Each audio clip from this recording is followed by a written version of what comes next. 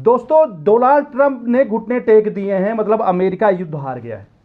भाई साहब, ईरान के सामने अमेरिका का घुटना टेकना जो है एक बहुत बड़ी न्यूज है। पहले भी लग रहा था, जिस हिसाब से ईरान ने लड़ा है ना ये वार, पूरे वार में जिस तरह से ईरान ने अपना पूरा जान झोंक दिया अपने देशवासियों के लिए, जिस हिसाब से ईरान ने लड़ाई लड़ी अपनी समरता के लिए, अपनी स्वायत्ता के लिए, जिस हिसाब से ईरान ने लड़ाई लड़ी ना, अमेरिका जैसा देश जिसको घमंड था, जिसको अपने ताकत का दम्भ था ना, वो भी पानी पानी हो गया और घुटना टेक के कह रहा साहब आओ हम जो है समझौता करेंगे। इसकी बात 1-1.5 महीने से चल रही है। फाइनली अमेरिकी विदेश मंत्री मार्को रूबियो जो है इस समय भारत में है, और भारत से उन्होंने जो कहा है, जब इनसे पूछा गया तो यहां से उन्होंने बोला कि हां युद्ध विराम हो रहा है, मतलब यह है कि समझौता पत्र बन गया है, सहमति बन गई है, अमेरिका ऑफिशियली घुटने टेकने के लिए तैयार है।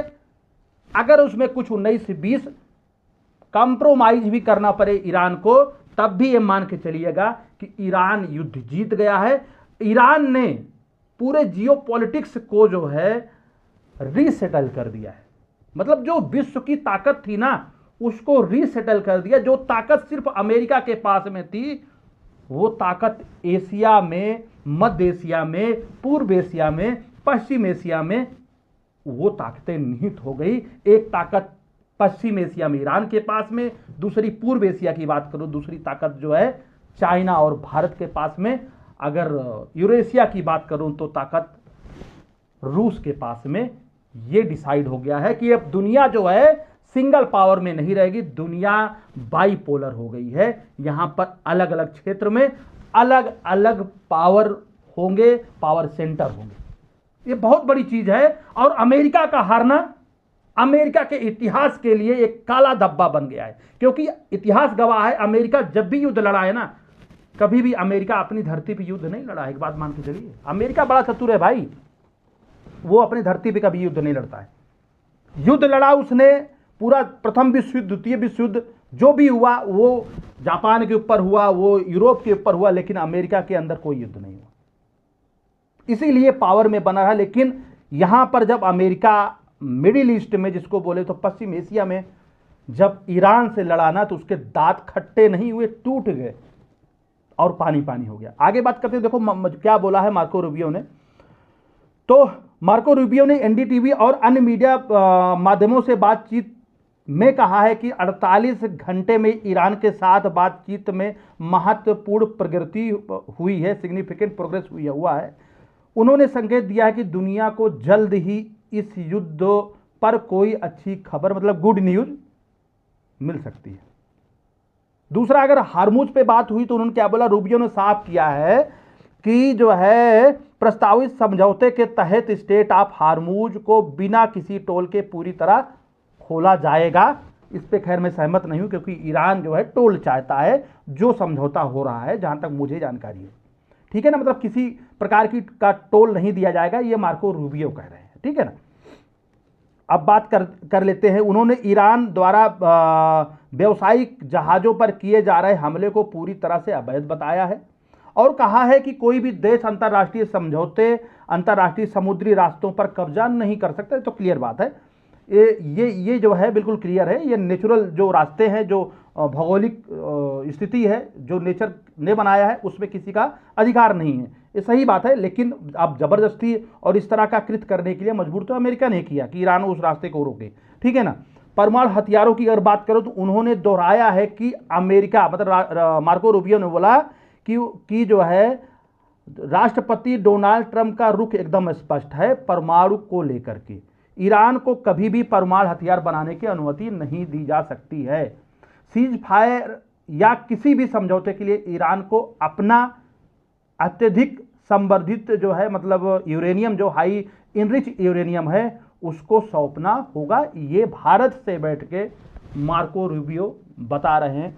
कूटनीति पहली प्राथमिकता, लेकिन अन्य विकल्प खुले हैं। उन्होंने कहा देखिए, डिप्लोमेसी के तहत, खैर ईरान डिप्लोमेसी के तहत आ रहा है, जिस हिसाब से आईआरजीसी इसमें इंटरफेयर कर रहा था कि डिप्लोमेसी के तहत कोई हल ना होने पाए, आईआरजीसी युद्ध ही चाहता था। लेकिन अगर समझौता हो रहा है तो कहीं ना कहीं ईरान के डिप्लोमेट भी जीत रहे हैं। अरागची वगैरह जो उनके संवैधानिक पद हैं, पद पे बैठे हुए लोग हैं, वो जीत रहे हैं, क्योंकि होना भी चाहिए।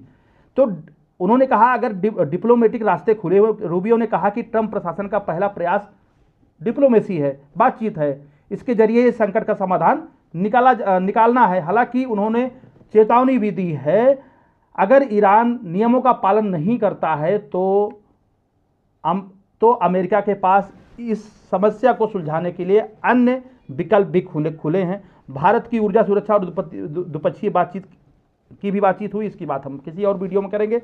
तो खैर, अब बात ये करना है कि जो युद्ध जो है अमेरिका इजराइल के साथ में, इजराइल के कहने पर ईरान के ऊपर थोपा, ईरान के साथ में युद्ध लड़ा, जिसके चलते पूरी दुनिया डिस्टर्ब हुई, ग्लोबल एनर्जी क्राइसिस हुआ, हर देश का जो जीडीपी का अनुमान था उसमें कम से कम मजीद 1 से 1.5% की गिरावट हुई। भारत जैसा एक स्टेबल देश भी संकट में आ गया। भाई साहब, इसका क्या? आज युद्ध बंद हो जाएगा, आज समझौता हो जाएगा, लेकिन जो पूरा दुनिया ग्लोबल ऑर्डर जो डिस्टर्ब हुआ है, जिसको लेकर के यार जापान, चीन, ऑस्ट्रेलिया, साउथ कोरिया और इधर जो है पूरे जो है यूरोप के देश परेशान हो गए, क्योंकि भाई एनर्जी सप्लाई मिलने में प्रॉब्लम हो गई। दुनिया का 20% जो है एनर्जी सप्लाई बंद हो गई, दुनिया में हाहाकार मच गया। तो भाई साहब, भले युद्ध बंद हो जाए, लेकिन जो इसके इफेक्ट हैं वो परमानेंट रहेंगे। अमेरिका को लेकर के अब जो बातें हैं, जो विश्वास है वो कोई नहीं करेगा। भले अमेरिका के साथ में भारत नरम व्यवहार अपना रहा है, क्योंकि भारत को 150 करोड़ जनता का पेट भरना है भैया, तो भारत कोई खुल करके किसी के साथ नहीं आता है। डील अमेरिका से भी करेगा, ईरान से भी करेगा, चीन से भी करेगा। यूएई से जो है तेल का इतना बड़ा डील हुआ है फुजैरा से, और यहाँ पे स्ट्रेटेजिक ऑयल रिजर्व बना रहे हैं वो जो है 30 मिलियन बैरल का, तो वो सारी चीज़ सही है। लेकिन जो है ये दंश अमेरिका ने दिया है दुनिया को ईरान के थ्रू, ईरान ने जो रोका स्ट्रेट ऑफ हार्मुज, दुनिया समझ गई। इसीलिए पूरे युद्ध में यूरोप नहीं आया अमेरिका की तरफ से, जापान नहीं आया अमेरिका की तरफ से, ब्रिटेन नहीं आया अमेरिका की तरफ से, कोई भी देश नहीं आया अमेरिका की तरफ से। और ईरान की तरफ से भाई साहब चाइना का कड़ा रुख कि आपको युद्ध बंद करना होगा, युद्ध तुमने शुरू किया है। चाइना दौरा जब ट्रंप का हुआ हाल फिलहाल में, और कड़ा रुख देख करके ट्रंप को समझ में आ गया है कि अपनी इज्जत और जो है उछल जाए, अपनी कमीज और फट जाए, इससे पहले दुम दबा के भाग लो। तो यही हुआ है, चाइना का कड़ा रुख कि भैया, चाइना ने बोला कि हमारे एनर्जी जो है एनर्जी सप्लाई के साथ में स्ट्रेट ऑफ हार्मुज से जो हमारे जहाज आते हैं उनको जो डबल ब्लॉकेट अमेरिका लगा के बैठ गया है, ये नहीं चल पाएगा। अगर हमारे जो है सप्लाई में प्रॉब्लम आएगी तो मैं जो है युद्ध करूंगा, जो भी इसको रोकेगा। तो एक बड़ी जो है सफलता, एक बड़ी कूटनीतिक जो है जो रुख है चाइना ने जब अमेरिका को दिखाया, तो अमेरिका को समझ में आ गया कि भैया दुम दबा के भाग लो। तो इसमें अगर बात करूं तो पीछे हटने पर जो मजबूरी है, अमेरिकी राष्ट्रपति डोनाल्ड ट्रंप को ईरान युद्ध के पीछे हटने के लिए मजबूर होना पड़ा है। चीन यात्रा के दौरान मिले कड़े संदेशों के बाद अमेरिका के पास युद्ध रोकने के अलावा कोई भी रास्ता नहीं बचता है। अब बात करें ईरान की शर्तें क्या हैं, मतलब समझौता वार्ता में ईरान उन सभी शर्तों को मानने की दिशा में बढ़ रहा है जिनका ईरान पहले से जिक्र कर रहा था। मतलब अमेरिका समझौता में आगे बढ़ रहा है जिसको ईरान पहले से जिक्र कर रहा था। हार्मुज जल डमरू मध्य, मतलब स्ट्रेट ऑफ हार्मुज मार्ग को फिर से सामान्य करना, मतलब बोला ईरान तो मैं कर दूंगा, लेकिन अभी इस पर टोल लगाएगा नहीं लगाएगा अभी क्लियर नहीं आया, जब तक इस सिग्नेचर नहीं होता है। ईरान की फ्रीज की गई अरबों की संपत्ति, ठीक है, यहां पर भी ईरान जीत रहा है, यहां पर ईरान के डिप्लोमेट जीत रहे हैं। IRGC तो युद्ध चाहता था, लेकिन ईरान चाहता है कि उनके जो लोग हैं जिनके लिए वो जो है इन जो है संवैधानिक पोस्ट पे बैठे हुए हैं उनका भला हो, तो यहां पे ईरान की जनता जीत गई। मतलब ईरान की जो 1979 में अरबों खरबों की संपत्ति, डॉलर्स इनके जो सीज किए गए थे, यहां पर ईरान ने बोला है तुम्हें छोड़ना पड़ेगा, जो इनके ऊपर प्रतिबंध लगाए गए थे उसको खोलना पड़ेगा। सेकेंड पॉइंट यही है कि ईरान की फ्रीज की गई अरबों की संपत्ति को अमेरिका जो है डीफ्रीज करेगा, ठीक है ना। ईरान पर लगाई गई आर्थिक नाकेबंदी को भी समाप्त करना होगा, जो इनके ऊपर प्रतिबंध लगे हुए हैं ग्लोबली, जो इनके ऊपर प्रतिबंध लगे हुए हैं। हार्मुज रोड पर ईरान द्वारा वसूले जाने वाले टैक्स पर अमेरिका कोई आपत्ति नहीं जताएगा। खैर ईरान का ये मामला है, अमेरिका के रूबियो ये कह रहे हैं, जो पहले ही मैंने बताया कि कोई टैक्स नहीं लगेगा, ठीक है ना। अब यूरेनियम की बात करूं, ईरान का यूरेनियम जो है इनरिच यूरेनियम में 60% तक पहुंच चुका है, ठीक है, नए समझौते के तहत या संवर्धित यूरेनियम ईरान के पास ही रहेगा। ईरान का कहना है, अमेरिका कह रहा है कि यूरेनियम उनको वापस देना होगा। खैर अभी फाइनल क्या होता है, अमेरिका पहले इसके पूरी तरह से खत्मे की जिद पर अड़ा था, लेकिन संयुक्त राष्ट्र की न्यूक्लियर संस्था द्वारा जमीनी कार्यवाही को बेहद जोखिम भरा, मतलब यूरेनियम को जो है इधर से उधर करना, ये थोड़ा सा बहुत जोखिम हो सकता है। ये जो संस्था है संयुक्त राष्ट्र की न्यूक्लियर संस्था है, उसने बताया है कि यूरेनियम को वहीं रहने दीजिए, क्योंकि इसको डिसलोकेट करना ये जो है खतरनाक हो सकता है। ठीक है ना। युद्ध में अमेरिका का जो नुकसान हुआ है उसकी बात करूं, खाड़ी देशों में स्थित 13 अमेरिका के सैन्य ठिकाने पूरी तरह से बर्बाद हो गए हैं। अमेरिका के 15 सैनिक मारे गए, 700 से ज्यादा सैनिक घायल हुए हैं। 30 लड़ाकू विमान और एयरक्राफ्ट कैरियर गंभीर रूप से जो है क्षतिग्रस्त हुए हैं। पेंटागन को इस युद्ध में लगभग $45 बिलियन का भारी भरकम नुकसान का अनुमान जो है पेंटागन ने जताया है। नाटो की बात करो, नाटो देशों में जो है यूरोपीय देश ऑस्ट्रेलिया और जापान ने इस युद्ध में अमेरिका का साथ न देने से, मतलब साथ देने से इनकार कर दिया था। केवल इजराइल ही अमेरिका का साथ दिया। तो भाई साहब, एक तो पैसे का नुकसान हुआ, जो इनका जो है एयरक्राफ्ट वगैरह नुकसान हुआ, 13 बेस इनके जो है खत्म, लगभग डिस्ट्रॉय हुए, और साथ में जो छवि खराब हुई पूरे दुनिया में वो तो हुई ही, साथ में नाटो देश भी जो इनके एलाइज थे वो साथ नहीं खड़े हुए, तो कम से कम सहयोगियों का भी साथ इनको नहीं मिला। पेट्रो डॉलर कूटनीति की बात करूं तो अमेरिका इस युद्ध के जरिए वैश्विक तेल कीमतों पर, तेल संसाधनों पर नियंत्रण करना चाहता था, ताकि पेट्रो डॉलर पर दबदबा बना रहे। खैर यही इनका एक था कि तेल के संसाधन पर कब्जा कर लूंगा तो डॉलर की बादशाहत बनी रहेगी। खैर डॉलर की बादशाहत खत्म हो रही है धीरे धीरे, क्योंकि पूरे जो पश्चिम एशिया के देश हैं वो युआन या किसी और वैकल्पिक मुद्रा में ट्रेड करने के लिए तैयार हो रहे हैं। ईरान तो शायद बिटकॉइन या फिर युआन में ट्रेड करने के लिए सबसे बोल रहा है, अगर तेल का ट्रेड करना है तो, क्योंकि करे भी क्यों ना, क्योंकि चाइना ने उसका साथ दिया था। और इसी दौरान ओपेक संगठन अब कमजोर हो गया है। संयुक्त राष्ट्र अमीरात इससे बाहर हो गया है, यूएई बाहर हो गया है। अब अमेरिका तेल नियंत्रण के लिए ब्राजील, मेक्सिको, कनाडा के साथ मिलकर नया वैश्विक संगठन बनाने को सोच रहा है। ठीक है ना।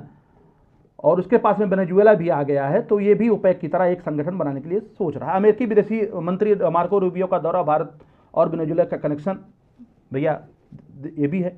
अमेरिकी विदेश मंत्री मार्को रूबियो ने दिल्ली के दौरे पर अमेरिका इस समय वैश्विक मंच पर अलग थलग के बाद भारत को एक बड़े बाजार के रूप में देख रहा है। भाई बौखला गया था अमेरिका कुछ दिन पहले, भारत के ऊपर टैरिफ लगा रहा था, अब सोच रहा है कि नहीं चलो ठीक है, पैंट तो उतर ही गई, कम से कम भारत का साथ हमें मिले, कम से कम ठीक रहेगा।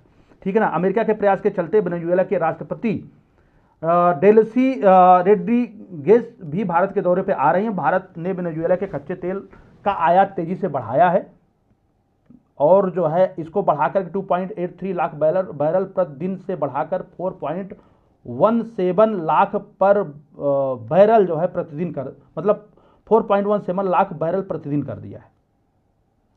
और डी-डॉलराइजेशन की बात करूं तो अंतर्राष्ट्रीय व्यापार से डॉलर को हटाने की मुहिम अब तेज हो गई है। ब्रिक्स देश जिसमें रूस, चीन, ब्राजील आदि आपस में डॉलर में व्यापार करने से जो है मना करेंगे और कोई नई मुद्रा का जो है, कोई और वैकल्पिक मुद्रा के लिए ये लोग जो है प्रयास करेंगे कि कोई नई मुद्रा के थ्रू हम व्यापार करें। खैर इसमें भारत भी है, लेकिन भारत ने अभी कोई रुख नहीं दिखाया है डी-डॉलराइजेशन में। भारत जो है ब्रिक्स की कोई करेंसी में सहमत होगा कि नहीं होगा, ये अभी जो भारत में ब्रिक्स का सम्मेलन होने वाला है उसके बाद में मालूम चलेगा। सितंबर में दिल्ली में होने वाली ब्रिक्स बैठक जिसमें शी जिनपिंग और पुतिन शामिल होंगे, अमेरिका के लिए बेहद अहम है। अमेरिका की जो है यहाँ पे सांसें फूलेंगी। ठीक है। अमेरिका चाहता है कि भारत इस डी-डॉलराइजेशन मुहिम में उनका साथ न दे। ठीक है ना। क्योंकि यदि ब्रिक्स देशों ने के आधिकारिक रूप से डॉलर की पूरी तरह से छोड़ दिया तो अमेरिका अपनी वैश्विक आर्थिक ताकत खो देगा। तो भाई साहब वही है कि दुबे जी यहाँ पे आए थे और चौबे जी आए थे दुबे बनने, छब्बे बन के वापस गए। भाई साहब ईरान से अब आधिकारिक रूप से जो है युद्ध हार चुका है अमेरिका। समझौते बन गए दोनों तरफ से, सिर्फ जो है मार्को रूबियो के हिसाब से अब जो है सिर्फ जो है ट्रंप का साइन होना है। लेकिन अमेरिका ने क्या खोया? अमेरिका ने अपनी जो वैश्विक ताकत थी, जो एक सेंटर जो है ताकत का पावर हाउस था, पावर हाउस खत्म हो गया। अब जो है पोलराइजेशन हो गया। अब ताकत अलग अलग हिस्सों में आ गई है। अब एशिया में ताकत आ गई, अब अमेरिका में ताकत आ गई, चीन में ताकत आ गई। भारत अब जो है अपना क्षेत्र का एक बड़ा जो है मतलब कि हिंद महासागर का बड़ा सरताज है, क्योंकि अभी हाल फिलहाल में यहाँ पर जो है ट्रेनिंग चल रही है। 12 देशों से, अलग अलग देशों से जो है सोल्जर आए हैं जो भारत के सहयोगी हैं हिंद महासागर में, जो भारत का साथ देंगे। तो भारत हिंद महासागर का बड़ा सरताज है। उधर चीन सागर और चीन की तरफ चीन है। और यूरेशिया की बात करूं तो रूस जो है बड़े ताकत के रूप में उभर रहा है, और पश्चिम एशिया में ईरान बड़ा ताकतवर देश बन करके उभर रहा है इस युद्ध के बाद में। तो भैया अमेरिका ने अपने पावर खो दी, अमेरिका ने अपनी साख खो दी, अमेरिका पेट्रो डॉलर खोने के लिए तैयार है। तो भाई साहब पूरा जो नुकसान हुआ है वो अमेरिका को हुआ है। नाटो का सहयोग भी अमेरिका ने खो दिया है। तो वही कहते हैं कि जबरदस्ती किसी के घर में घुस के इंक्रोचमेंट करने की का परिणाम यही होता है। ना कहते हैं कि जो है ना राम में रह गए ना रहीम में रह गए। भैया इनकी हालत बड़ी खराब हो गई। इसी के साथ वीडियो कंप्लीट करते हैं दोस्तों। तो इस विषय पर आपका क्या कहना है? अगर आपने सब्सक्राइब नहीं किया चैनल को तो आप सब्सक्राइब कर लें, फॉलो कर लें, और अपना वैल्यूएबल जो है कमेंट जरूर जो है कमेंट करें। इसी के साथ वीडियो कंप्लीट करते हैं। आई होप कि आप सब लोग बढ़िया होंगे, जहाँ भी होंगे स्वस्थ होंगे, और फिर मिलते हैं दूसरे वीडियो। तब तक के लिए नमस्कार।